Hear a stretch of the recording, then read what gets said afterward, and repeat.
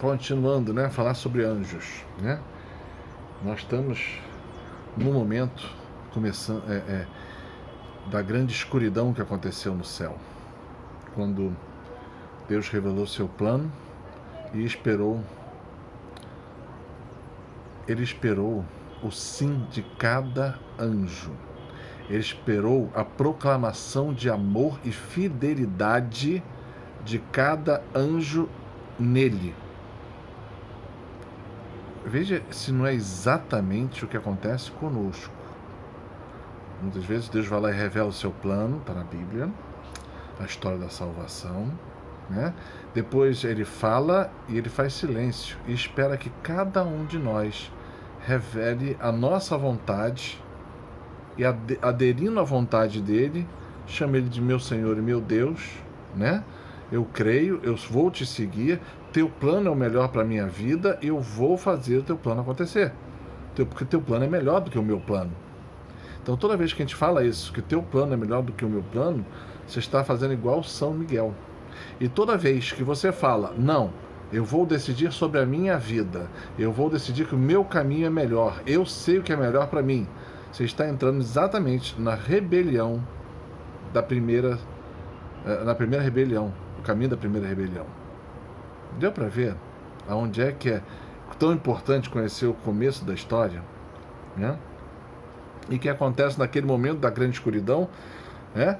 O mal, ele se expande no silêncio. Os bons, muitas vezes, eles dão um passo atrás e esperam que Deus se revele, até que eles compreendam que Deus está esperando o passo deles de fé. E um pequeno anjo, pequeno, que nem nome não tinha, né? Porque o nome de adentro, né? O nome do anjo é o nome do trabalho dele para Deus, ok? Fica assim. Aquele anjo não tinha nenhum trabalho para Deus. Ele só estava lá vendo, mais nada, né? Estava assistindo o que tinha que acontecer. Ele era pequeno, ele era do 8º coro, quer dizer, dos menores.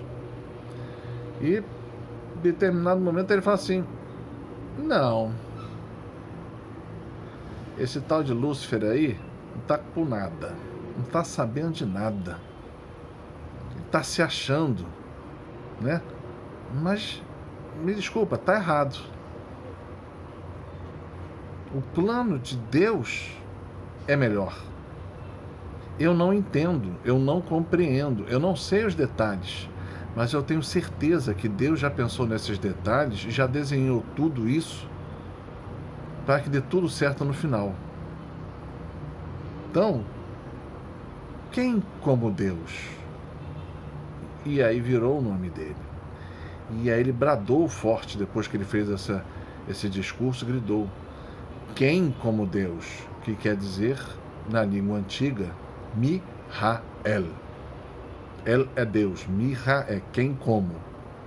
Então, Mihael, quem como Deus. Quem pode saber do destino como Deus? Quem pode saber de todas as coisas como Deus? Quem tem um plano perfeito como Deus? E ele saiu bradando forte. Nesta hora, como ele entrou na graça de Deus, ele entrou na comunhão com Deus, Deus o fez brilhar, né? Lembra do rosto de Moisés que brilhava? Exatamente, quando a gente entra na graça de Deus, quando a gente entra no poder de Deus, nosso rosto brilha, nosso coração brilha. A gente não faz efeito, não, é um efeito de graça e fé. E aí Deus o encheu de graça. Como diz na palavra, não só farei o meu trabalho para você, é para levar aliança com os povos. Naquele momento os povos eram os anjos. E farei de ti um estandarte. Ou seja, vou pegar você e vou levantar e fazer você brilhar. A palavra se repete em todas as vezes. Isso Deus fez com aquele que ele botou o nome naquele exato momento, que chamou Miguel nos nossos dias. O arcanjo Miguel. E ele começou a bradar, e os anjos que falavam que achavam que aquilo estava errado, começaram a ver a luz de Deus e falar: ele está certo, vamos acompanhá-lo. E nisso houve uma grande divisão no céu. Um terço ficou com Lúcifer, comandado por Lúcifer, e 2/3 ficaram comandados por Miguel. E houve uma grande batalha no céu, né? E a batalha, tem gente que vai ver no soco. Não, a batalha do céu é na palavra.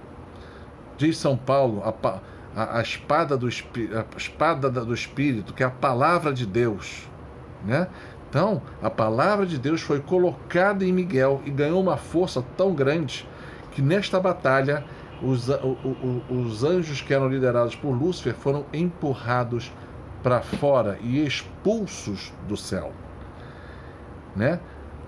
Aí vamos falar, foram expulsos para a terra, tanto que fala lá São Paulo, São João, né? E em outros locais, mas eles foram expulsos desse local do céu, da criação de Deus onde ficavam os anjos. Naquele momento que eles estão expulsos, é uma coisa muito interessante, nenhum desses anjos caídos, que nós chamamos de demônios, eles viram a Deus. Nenhum deles viu a Deus até hoje.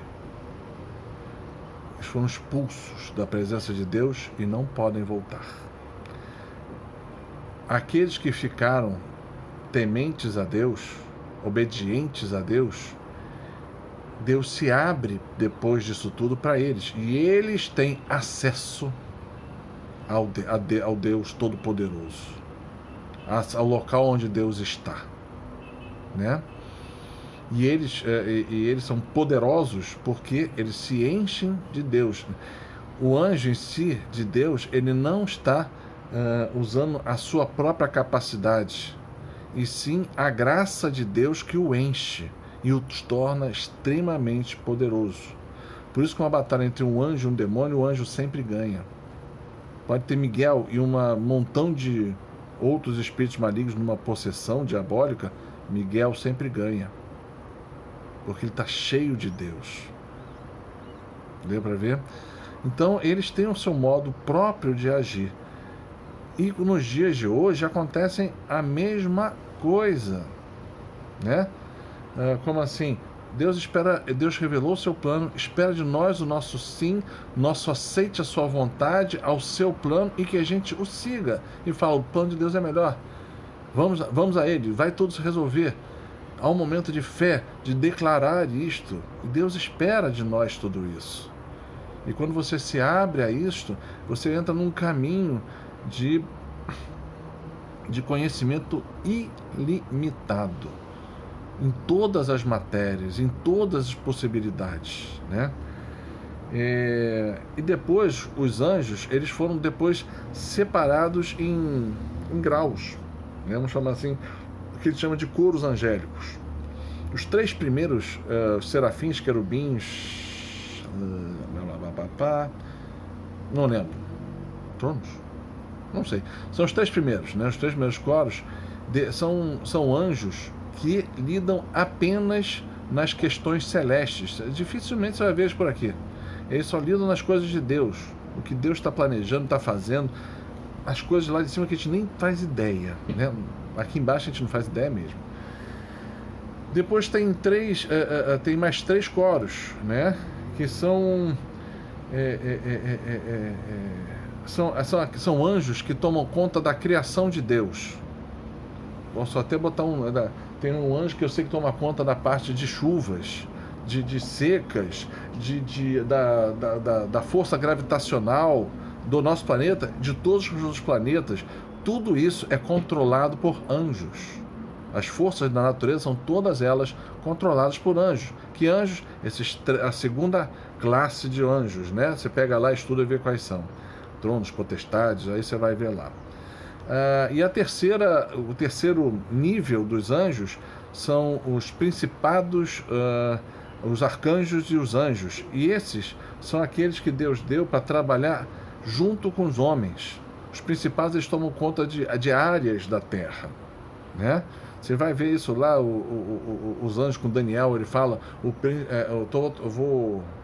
vou bater lá com o anjo da Pérsia. Então você vai ver que existem anjos que tomam conta de áreas da terra. Tem os arcanjos e os anjos que tomam conta de nós. Ok? Ou botar o plano de Deus em ação nas nossas vidas. Então, essas são as classes e como elas funcionam. Não está acreditando em mim? Estuda. E Deus primeiro me revelou esse negócio todo, depois eu fui ver, tá? Súmula teológica, vai lá ler, cara, vai ler São Tomás de Aquino, cara, brilhante, aí vai ver que pega igualzinho. Vários estudos de vários santos da igreja, a revelação é essa. A revelação é essa, né?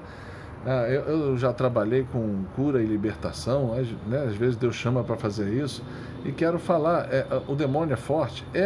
Mas um anjo de Deus só é o suficiente para levar um montão deles embora, né? E os demônios têm que obedecer ao nome do Senhor Jesus, né?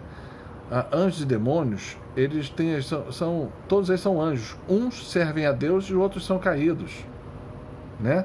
Não tem a graça de Deus. Uma coisa muito interessante os anjos, nós podemos entrar em contato com eles e falar com eles. Só que eu quero botar uma coisa, é sempre falado. O anjo, ele se comunica na velocidade do pensamento. Eles se comunicam entre eles por pensamento, né? A fala deles é por essa forma. A nossa é falada. Então, meu anjo da guarda, quando fala comigo, um anjo que chega para falar comigo, ele pode botar coisas na minha mente, no meu coração, com as ideias que ele está querendo provocar. Eu posso aceitar ou não. E se eu aceitar ou não, eu vou falar com ele. Tem gente que fala assim, posso conversar com o meu anjo telepaticamente. Querido, você está conversando com você mesmo. Só quem pode ler, ver o seu coração, os seus sentimentos interiores, é Deus. É o único. Só o Pai, o Filho e o Espírito Santo. Um anjo não pode ver. Como é que um demônio sabe o que você está pensando? É fácil. Ele joga uma coisa no teu pensamento e depende da tua reação. A tua reação, aquela emoção que ele botou no teu coração, vai dizer se você aceitou ou não, ou se ele pode continuar naquele caminho ou não. Por isso que aos grandes santos, Deus revela o seguinte: quando vier todas as tentações, das provações, ria. Porque o demônio não sabe o que você está pensando. Não reaja, ria, faça outras coisas, mas não demonstre o seu querer e a sua vontade.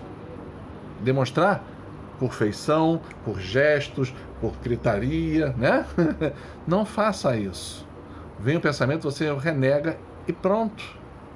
O meu anjo deu uma situação especial que Deus me deu. Não tem especial. Ele age como um anjo, não tem delegação especial. A delegação especial dele é ele acompanhar a sua vida para te levar para Deus. Ele joga as ideias para te levar a Deus, você aceita ou não.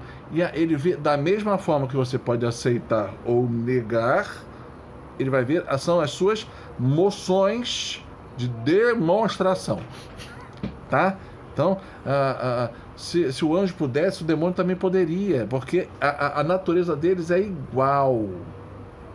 Pode ser por uma misericórdia divina, que Deus, vendo o seu pensamento, faça o seu anjo agir para te ajudar numa resposta de uma intenção que ele botou na sua cabeça. Mas quem lê teu coração foi Deus, não foi anjo nenhum. Então isso tem que também ficar bem correto, a gente tem que conhecer. O problema é que a gente não conhece. Agora, se tem gente, que eu converso telepaticamente com o meu anjo, cuidado. Pode ser misericórdia de Deus, que ele faz o anjo reagir, ou você está com problema de infestação.